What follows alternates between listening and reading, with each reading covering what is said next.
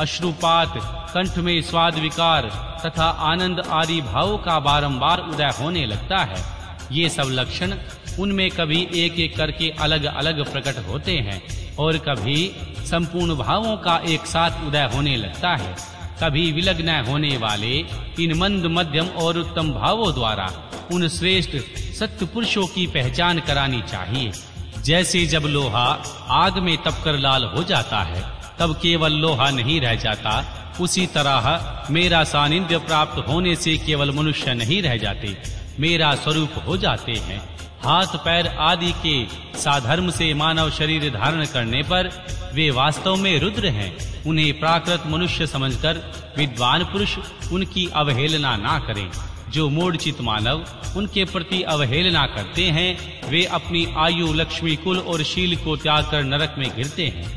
अथवा बहुत कहने से क्या लाभ, जिस किसी भी उपाय से मुझ में चित्त लगाना कल्याण की प्राप्ति का एकमात्र साधन है। श्री उपमन्यु कहते हैं, इस प्रकार परमात्मा शिव ने तीनों लोकों के हित के लिए ज्ञान के सारभूत अर्थ का संग्रह प्रकट किया है। संपूर्ण वेद शास्त्र, इतिहास, पुराण और विद्याएं इन विज्ञान संग्रह की ही विस्तृत व्याख्याएं हैं। ज्ञान, ज्ञेय, अनुज्ञेय, अधिकार, साधन और साध्य, इन 6 अर्थों का ही संक्षिप्त संग्रह बताया गया है।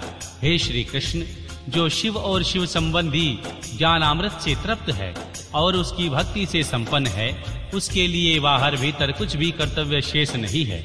इसलिए क्रमशः ब्राहा और अभ्यंतर कर्म को त्याग कर ज्ञान से ज्ञेय का साक्षात्कार करके उस साधन भूत ज्ञान को भी त्याग दे। यदि चित्त भगवान शिव में एकाग्र नहीं होते तो कर्म करने से क्या लाभ, और यदि चित्त एकाग्र ही है तो कर्म करने की भी क्या आवश्यकता है।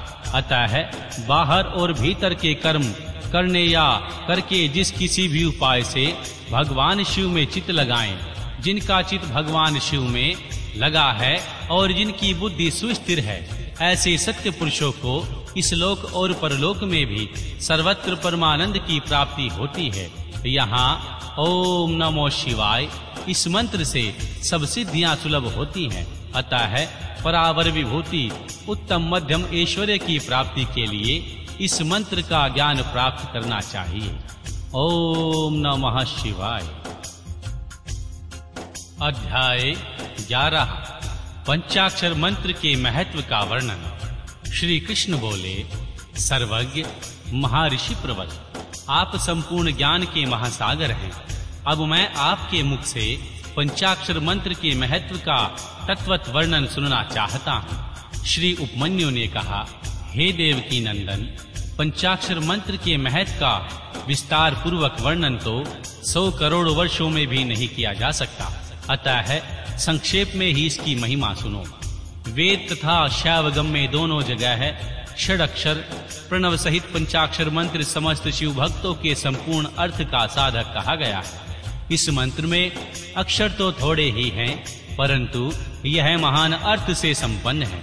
अतः वेद का सार तत्व है, मोक्ष देने वाला है, भगवान शिव की आज्ञा से सिद्ध है, संदेह शून्य है तथा शिव स्वरूप वाक्य है। यह नाना प्रकार की सिद्धियों से युक्त दिव्य लोकों के मन को प्रसन्न एवं निर्मल करने वाला है।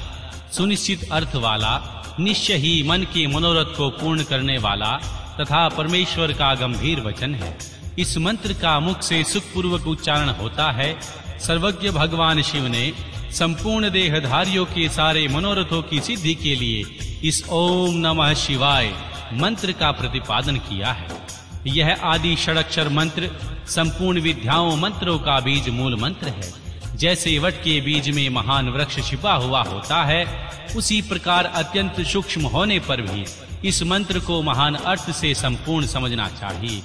ओम इस अक्षर मंत्र में तीनों गुणों से अतीत, सर्वज्ञ, सर्वकर्ता, धुतिमान, सर्वव्यापी प्रभु भगवान शिव प्रतिष्ठित हैं। ईशान आदि जो सूक्ष्म एकाक्षर ब्रह्म रूप हैं, वे नमः शिवाय इस मंत्र में क्रमशः स्थित हैं। सूक्ष्म षडक्षर मंत्र में पंच ब्रह्म रूपधारी साक्षात भगवान शिव संभवतः वाच्यवाचक भाव से विराजमान है। अप्रमेय होने के कारण शिव और मंत्र का यह वाच्य वाचक भाव अनादि काल से चला आ रहा है।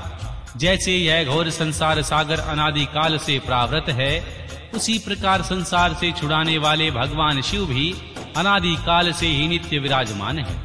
जैसे औषध रोगों का संभवतः शत्रु है, उसी प्रकार भगवान शिव संसार दोषों के स्वाभाविक शत्रु माने गए हैं। यदि ये भगवान विश्वनाथ न होते तो यह जगत अंधकारमय हो जाता, क्योंकि प्रकृति जड़ और जीवात्मा अज्ञानी, अतः इन्हें प्रकाश देने वाले परमात्मा ही हैं। प्रकृति से लेकर परमाणु पर्यंत जो कुछ भी जड़ रूप तत्व है, वह किसी बुद्धिमान चेतना कारण के बिना स्वयं करता नहीं देखा गया है। जीवों के धर्म करने और अधर्म से बचने का उपदेश दिया जाता है, उनके बंधन और मोक्ष भी देखे जाते हैं। अतः विचार करने से सर्वज्ञ परमात्मा भगवान शिव के बिना प्राणियों के आदि सर्ग की सिद्धि नहीं होती। जैसे रोगी वैद्य के बिना सुख से रहित हो क्लेश उठते हैं, उसी प्रकार सर्वज्ञ भगवान शिव का आश्रय न लेने से संसारी जीव नाना प्रकार के क्लेश भोगते हैं। अतः यह सिद्ध हुआ कि जीवों का संसार सागर से उद्धार करने वाले स्वामी अनादि सर्वज्ञ परिपूर्ण सदाशिव विद्यमान हैं। वे प्रभु यदि मध्य और अंत में रहित हैं, स्वभाव से ही निर्मल हैं तथा सर्वज्ञ एवं परिपूर्ण हैं, उन्हें भगवान शिव के नाम से जानना चाहिए। शिवगम में उनके स्वरूप का विशद रूप से वर्णन है। यह पंचाक्षर मंत्र उनका अभिधान वाचक है और ये शिव अभिधेय वाच्य, अभिधान और अभिधेय, वाचक और वाच्य रूप के होने के कारण परम शिव स्वरूप यह मंत्र सिद्ध माना गया है। ओम नमः शिवाय। यह जो षडक्षर शिव वाक्य है, इतना ही शिव ज्ञान है और इतना ही परम पद है। यह भगवान शिव का विधि वाक्य है, अर्थवाद नहीं है। यह उन्हीं भगवान शिव का स्वरूप है जो सर्वज्ञ परिपूर्ण और संभवतः निर्मल है, जो समस्त लोगों पर अनुग्रह करने वाले हैं। वे भगवान शिव झूठी बात कैसे कह सकते हैं? जो सर्वज्ञ हैं, वे तो मंत्र से जितना फल मिल सकता है उतना पूरा का पूरा बताएंगे, परंतु जो राग और अज्ञान आदि द्वेषों से ग्रस्त हैं, वे ही झूठी बात कह सकते हैं। वे राग और अज्ञान आदि दोष ईश्वर में नहीं है, अतः ईश्वर कैसे झूठ बोल सकते हैं? जिनका संपूर्ण दोषों से कभी परिचय नहीं हुआ, उन सर्वज्ञ शिव ने जिस निर्मल वाक्य पंचाक्षर मंत्र का प्रणयन किया, वह प्रमाणभूत ही है, इसमें संशय नहीं है। इसीलिए विद्वान पुरुष को चाहिए वह ईश्वर के वचनों पर श्रद्धा करे। यथार्थ पुण्य पाप के विषय में ईश्वर के वचनों पर श्रद्धा न करने वाला पुरुष नरक में जाता है। शांत स्वभाव वाले श्रेष्ठ मुनियों ने स्वर्ग और मोक्ष की सिद्धि के लिए जो सुंदर बात कही है, उसे शुभाषित समझना चाहिए। जो वाक्य राग द्वेष असत्य काम क्रोध और तृष्णा का अनुसरण करने वाला हो, वह नरक का हेतु होने के कारण दुर्भाषित कहलाता है। अविद्या एवं राग से युक्त वाक्य जन्म मरण रूप संसार क्लेश की प्राप्ति में कारण होता है। अतः वह कोमल ललित एवं संस्कृत संस्कार युक्त हो, तभी उससे क्या लाभ? जिसे सुनकर कल्याण की प्राप्ति हो तथा राग आदि दोषों का नाश हो जाए, वह वाक्य सुंदर शब्दावली से युक्त न हो तो भी शोभान तथा समझने अयोग्य है। मंत्रों की संख्या बहुत होने पर भी जिस विमल षड अक्षर मंत्र का निर्माण सर्वज्ञ भगवान शिव ने किया है, उनके समान कहीं कोई दूसरा मंत्र नहीं है।